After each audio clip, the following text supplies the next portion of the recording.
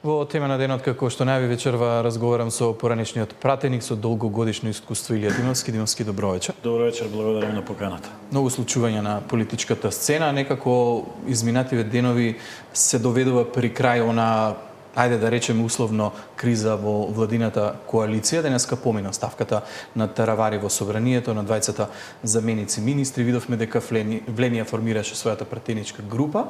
Меѓутоа немаше некој услов за криза во владеачкото мнозинство во собранието, ама сепак очекувањата се дека ова ќе има некакви последици. Какви последици може да има според вас? Видете, мислам дека во оваа фаза ние се наоѓаме негде на половина на надпреварот, на полувреме. Мислам дека следните 45 минути ќе бидат во полза на Влен, заради тоа што ударот кој што очигледно беше спреман по Влен првично и по владата за да се предизвика некаква дестабилизација или може да се предизвика криза заради вовед во предвремени парламентарни избори, го доживеа својот максимум, го видовме потенцијалот кој што се сведе на еден дел од раководството на Алијанса на албанците, заради тоа што она што го гледаме на медиумите дека поголемиот дел од оние луѓе кои што извршуваат функции, но и голем дел од структурите на Алијанса на албанците остануваат во Влен. Како процес, тоа им се појави во Кичево, во Куманово, во Липково и така натака и така натака. Така да, мислам дека нема да има големи потреси и мислам дека притисокот дури и од ДУИ веќе е намален спрема владата заради тоа што на терен состојбата не е таква каква што очекуваат. Тие мислеа дека на овој начин ќе направат развластување на Влен првично, а со тоа и развластување или делегитимизирање на владата.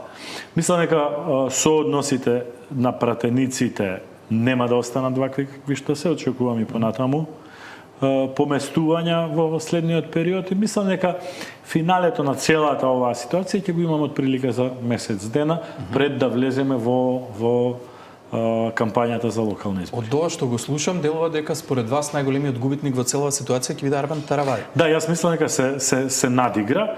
Видете, он има специфичен политички стил, успеваше неколку пати да го прави овој колут напред, колут назад. Не е прв пат нагло да промени страна. Тој тоа го направи при оние собирање на потписи, ако ги текнува во собранието за рушење на владата на СДС. Па на истиот начин излезе од некаква соработка со ДУИ, со СДС се приклони кон Влен пред парламентарните избори. Така да не е нешто ново. Но овој пат мислам дека кривината која што ја зема е неиздржлива за членството на Алијанса. Сепак, таа политичка идеологија, таа политичка структура потекнува од времето на Арбен Џафери, си има своја специфика, си има своја, не само дека е контра ДУИ, туку си има и своја политичка идеологија. Ова завртување очигледно господин Таравари не успеа да процени дека е пресилно и пренагло за неговата структура, за неговото членство. Сега, од друга страна е ДУИ, неочекувано мирни се во овој период или тивки се во реакциите. Сега има неколку прашања по однос на тоа зошто вака реагираат. Некои велат дека можеби причина за тоа е пуштањето во домашен притвор на Крешник Бектеши. Не би сакал да помислам дека има некакво политичко влијание во оваа одлука. Други велат дека тактички игра власта со тоа што им ги одзема на терен сите опции да делуваат и да го реализираат она сценарио за протести. Последната во низа е одлуката за разрешување на судијката, односно укинување на нејзиниот избор во Уставниот суд, со што се губи можноста расправата за законот за јазици да се најде на него. Значи јас би сакал да кажам дека никогаш не би посакал на ниту еден човек во Македонија му се случува тоа што им се случуваше на низа пратеници или функционери од ВМРО-ДПМН при промена на власта. Доколку има аргументи, цврсти докази за прогон на било кој бивш функционер по вакви предмети или по различни други предмети, власта, односно државата, не треба да има милост. Но никако не сме да се доведе во ситуација да ги злоупотребува институциите на моќта за да предизвикува политички процеси. Ова кажувам принципиелно, заради тоа што десетици и десетици луѓе во минатото претрпеле на неправеден начин таков прогон. Од друга страна, видите, ДУИ сака да биде актуелна со стара музика. На некој начин да се израза малце по сликовито. Со меѓуетнички тензии? Да, тоа е единствената тема на која што они се обидуваат да прават некакво. Они сакаат да зборуваат за грамадни теми, за грандиозни теми, за правата на албанците, за историското значење на албанците. Понекогаш и ние македонците го правиме тоа, да не се лажеме, но очигледно дека таа материја нема кредибилитет од тие музичари. Зошто? Заради тоа што музичарите кои што сакаат да свират стари епски албански песни, во минатото свираа секакви песни кога имаше некој да залепи пари на челото, да се изразам нели метафорично малце. Тоа е едната линија која што Дуи се обидува да направи. Втората линија се обидува да ги игнорира Влен. Као Влен да не се важни, а всушност според сите истражувања се навистина во изедначена трка, се обидува Дуи да направи комуникација во јавноста само со ВМРО или само со Силјановски, со председателката Силјановски. На тој начин сака повторно да изгради впечаток дека тие се во конфликт со лошите македонци, бранејќи ги добрите обесправени албанци. Видете, пак ќе кажам, тоа е стара музика за нови времења. Значи во новите времења Дуи мора да си ги исполни домашните задачи. Домашните задачи представуваат нова парадигма, нова политика, можеби и нови лица. Тоа е сепак нивна внатрешна работа, но зборам моја проценка што значи за да влезат во некаков концепт на конкурентност на политичката понуда. Тоа е прва работа. Втора работа, со стари решенија не мислам дека ќе бидат конкурентни на следните локални избори. Ама да не биде таравари новото решение и дали можеби заради тоа се тивки, велите изедначени се Вреди и Дуи, ама Вреди и Дуи беа изедначени кога таравари беше дел од коалицијата Вреди. Ке направили некаков притисок врз рейтингот на Вреди за излегувањето на таравари? Ќе направи притисок кој што гледаме Вреди, односно Влен, да ги забрза процесите на обединување и на окрупнување. Тоа е нус ефектот во пресметките кои што ги правеле очигледно господин Таравари и господинот Ахмети. Имаме една нова динамика, на една страна имаме обединување, приклучување и така натака, и сега за сега гледаме кај алијанса разградување, разделување, ограновци, функционери и така натака. Ако утре во вториот дел од надпреворот ни се случи тоа да го гледаме и во Европскиот фронт, тогаш, велам, после месец дена од цела ситуација, јас мислам дека постои потенцијал, сепак, нели, зависи од квалитетот на играчите на теренот, но постои потенцијал овој надпревар да заврши во полза на Влен. Ударот кон Влен да заврши во полза на Влен. Знаете како изминатиот период додека СДСМ беше на власт, постојано се коментираше дека тие преговараат со пратеници, подкупуваат, делуваат за да влијаат на проширување на мнозинството. Поинаква е сликата, сепак тие има многу мал број на пратеници, кревко беше мнозинството во собранието, но дали ова што сега се случува во процесот на зголемување на бројот на пратеници на Вреди, може да го споредиме со она што се случуваше во времето на СДСМ, или да речеме дали ова продолжување на тоа како до сега? Видете, две работи би сакал да ви потенцирам. Првата работа дека сцената во албанскиот сегмент од македонското општество е многу поразиграна отколку во македонскиот сегмент. И навистина има поголема игра, повеќе партии, повеќе играчи, повеќе центри на моќ, и тоа е поинтересно и затоа е секогаш подинамично. И во минатите мандати било така, и во овој мандат е така. Тоа е првата работа.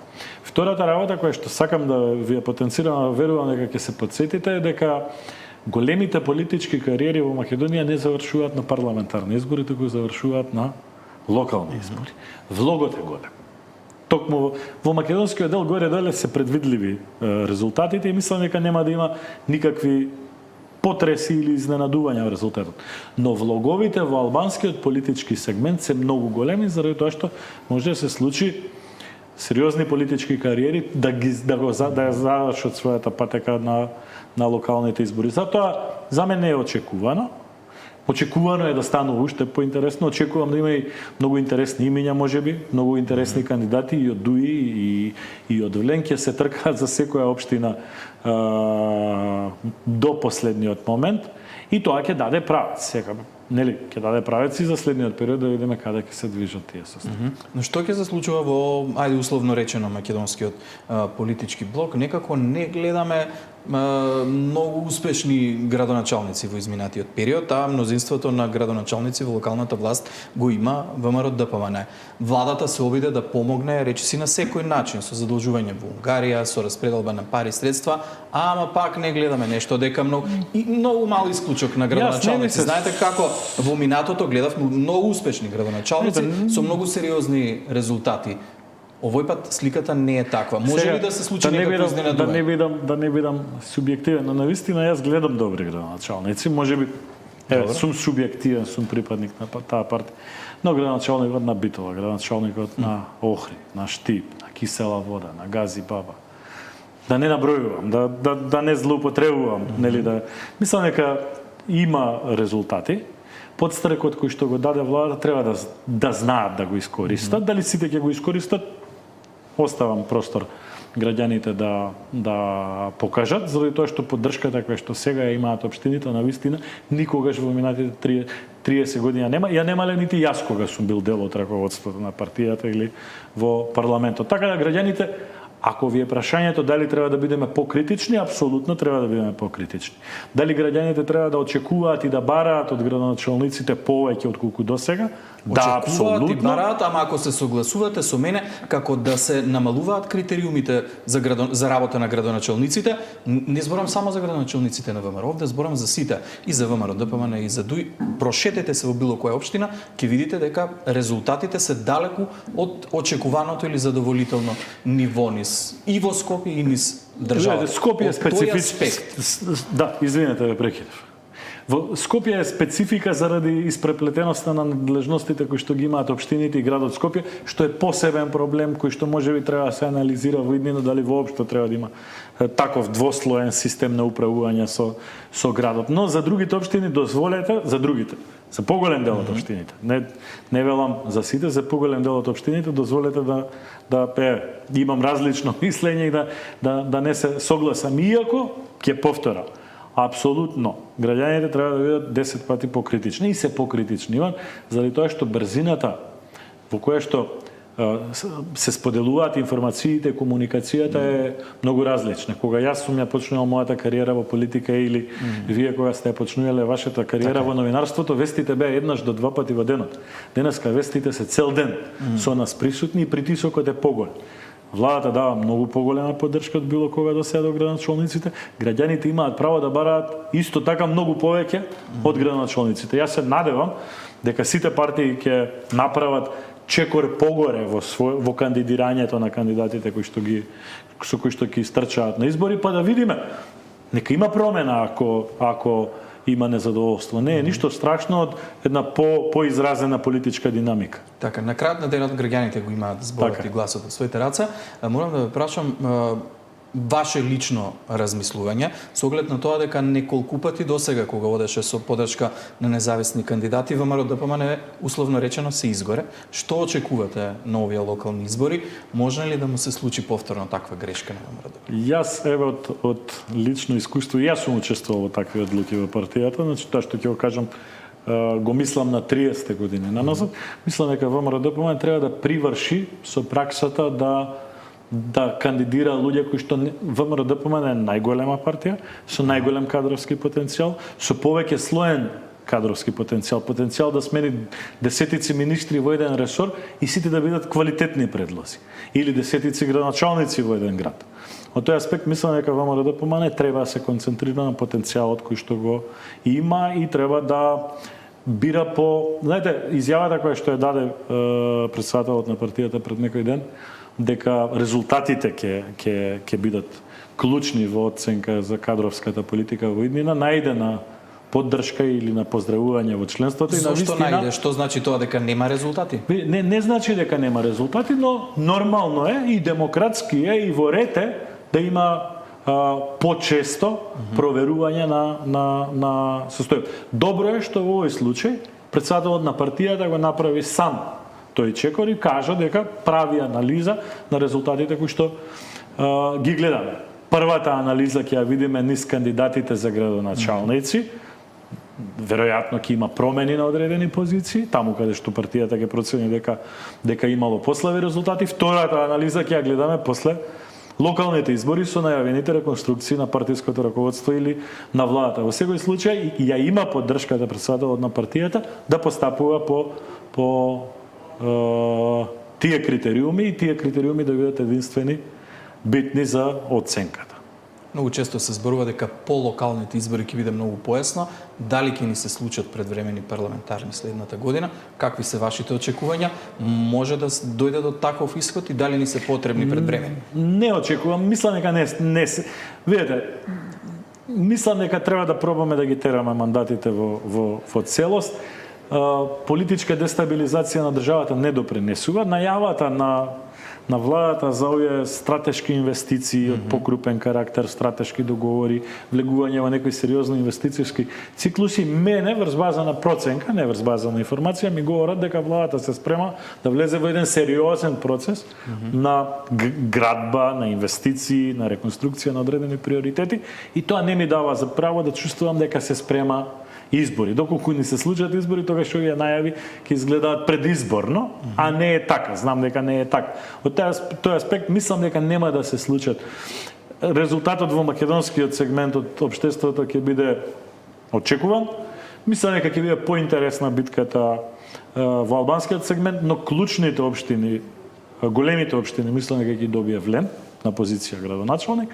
Мислам дека нема да има потенцијал за политичка дестабилизација, нити па тоа и е потребна на државата во период кога светската и европската политика е дестабилизирана. Треба да бидеме внимателни од тој аспект. Денеска тоа не го задревме, но треба да бидеме внимателни.